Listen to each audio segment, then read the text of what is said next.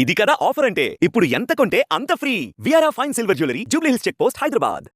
నేను డాక్టర్ సాయి సాబుల్ అండి, treating consultant, treating doctor. Madam intensivist doctor Chaitanya, doctor Rajesh Khanna sir మా medical superintendent. బేసిక్గా తను వచ్చిన కండిషన్ యూజువల్లీ నిన్న మాకు నైట్ 5:30కి వచ్చారు, ఈవినింగ్ 5:30కి వచ్చారు.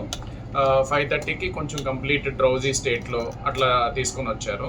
అప్పటికి మాకున్న హిస్టరీ ప్రకారం నిద్రమాత్ర టాబ్లెట్లు కొంత ఎక్కువ మోతాదులో తీసుకున్నారని చెప్పి మాకు ఇన్ఫర్మేషన్ ఉండింది.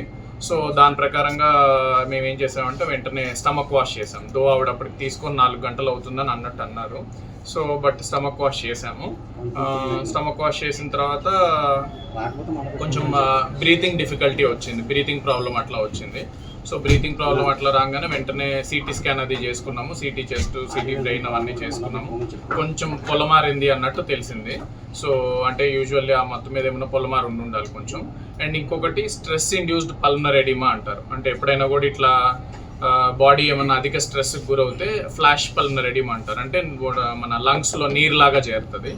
సో దానికి ఇమీడియట్గా వెంటిలేటర్ పెట్టాల్సి వచ్చింది. తర్వాత మేడం వాళ్ళు మేడం ఇంటెన్సివిస్ట్, మేడం ఇంకా వెంటిలేటర్తో మేనేజ్ చేయడం జరిగింది.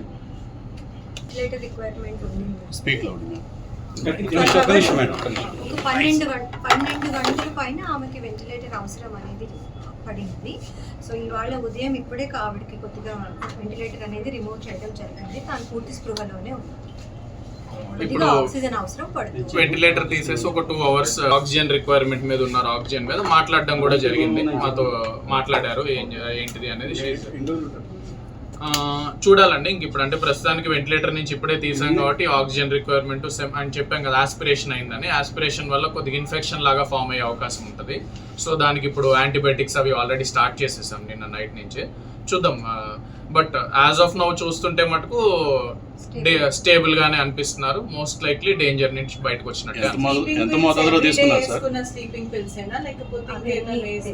అది ఇంకా ఎంత మోతాదులో తీసుకున్నారు? అది కొంచెం ఎక్కువ మోతాదు అంటే పర్వాలేదు. బట్ గుడ్ థింగ్ ఏంటంటే రైట్ నో షీజ్ దాని ఎఫెక్ట్ ప్రస్తుతానికి ఏమీ కనిపించట్లేదు. మరి ఎక్కువ మోతాదులో తీసుకున్నా కూడా అది ఇబ్బంది ఉండేది. సో బట్ గుడ్ థింగ్ ఏంటంటే స్టేబుల్ గానే ఉంది. చూసి చెప్పండి.